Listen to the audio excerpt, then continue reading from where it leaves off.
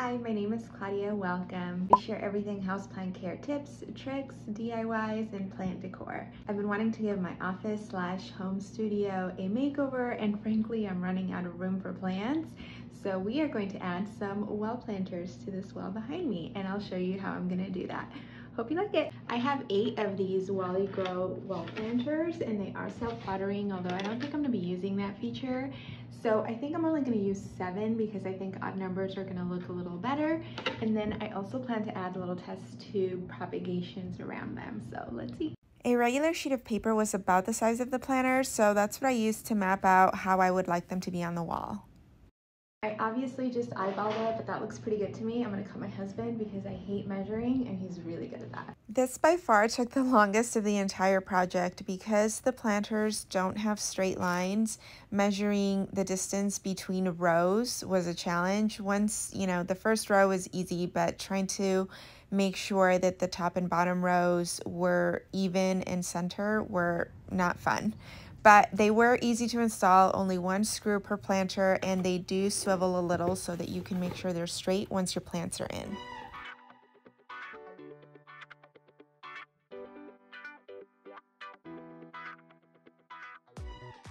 Okay, so this is where I got to today. These are probably not all the plants that are gonna stay here. I know for sure I want the Crimson Princess and the Snow Queen here, but all the other ones I'll have to play around and make sure that it's more balanced. Today we're gonna do phase 2 of my planter well. I'm gonna be adding the test tube propagation. I've been putting it off because the glue takes 24 hours to dry once you set it on the tubes or like to the wall, and it just seemed daunting, but we're gonna get this done.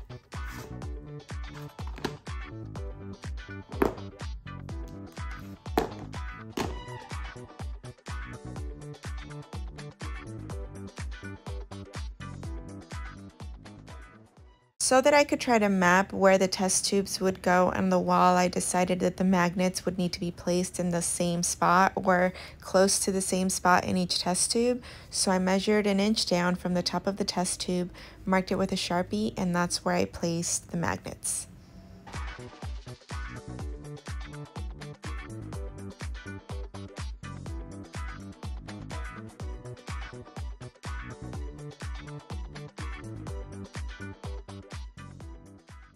Then I very loosely traced the size of the test tube on a sheet of paper so that I could cut them out, and these would be my markers for the wall.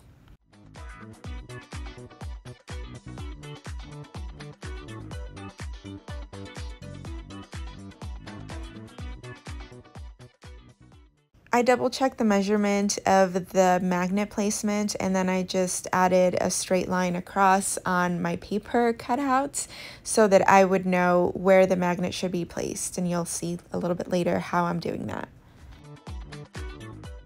Okay, so now I'm going to use blue tape to kind of stick those paper cuttings in areas where I think I want the test tubes to be, so I have a marker of where to add the magnet onto the wall. And for this part, I'm not really looking to be super perfect and precise in measurements. I just want to get an idea. I'd like it to look really organic.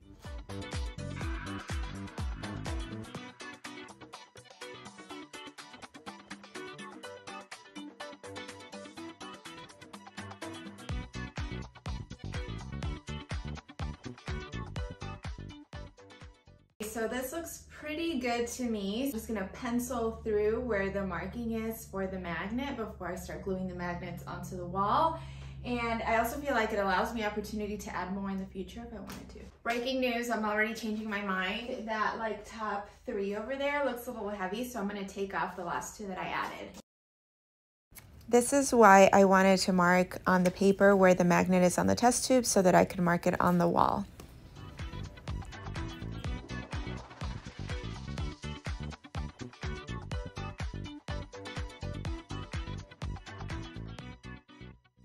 I'm going to be using the same glue adhesive I used to glue the magnet onto the glass, and the same magnets obviously. So just something important to note. I mean, I feel like people probably already knew this, but just in case, like you need to make sure that, or I'm gonna need to make sure that I am putting the right side of the magnet on the wall that pairs with the side that I glued on to the test tubes just to make sure that they actually work. So make sure to do that.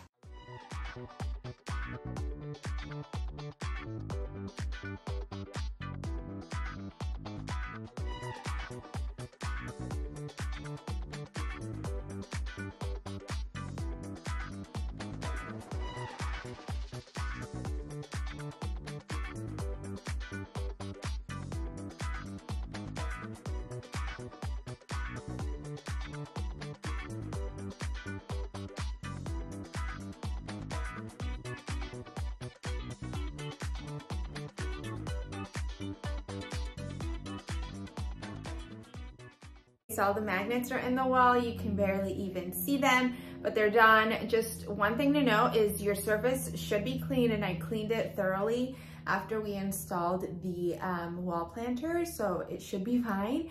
But the glue is also really like stringy, kind of like hot glue. So just keep in mind, and you know, for the most part it was okay. Just like you can see, very minimal around the magnet.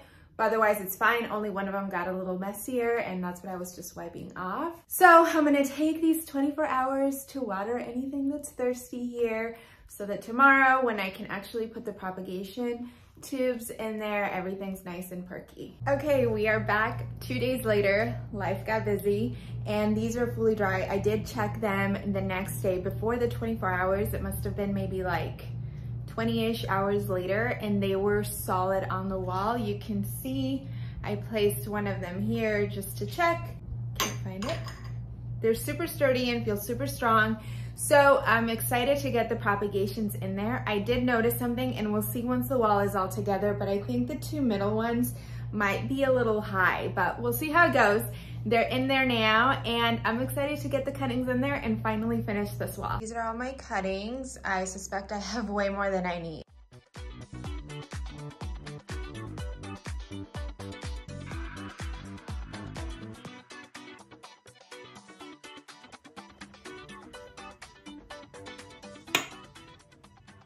I put them all up, and overall I am really happy with how they're turning out, except the very top one, it should have been closer, or there's a space where I definitely need to add one, I feel, because there's a little bit of too much empty space in comparison. The wall is done, and I love it, except for the one area that's empty, and I've already added the magnet, so tomorrow I'll be able to add another prop there to complete the look. I think this was a super simple DIY, very inexpensive. I think the test tubes were like $16 for 25, and the magnets were under $10 and have plenty left over. And then I just took cuttings that I already have, so all of that was free. And on a scale of like being difficult, 1 being easy, 10 being hard, I would give this like a 3.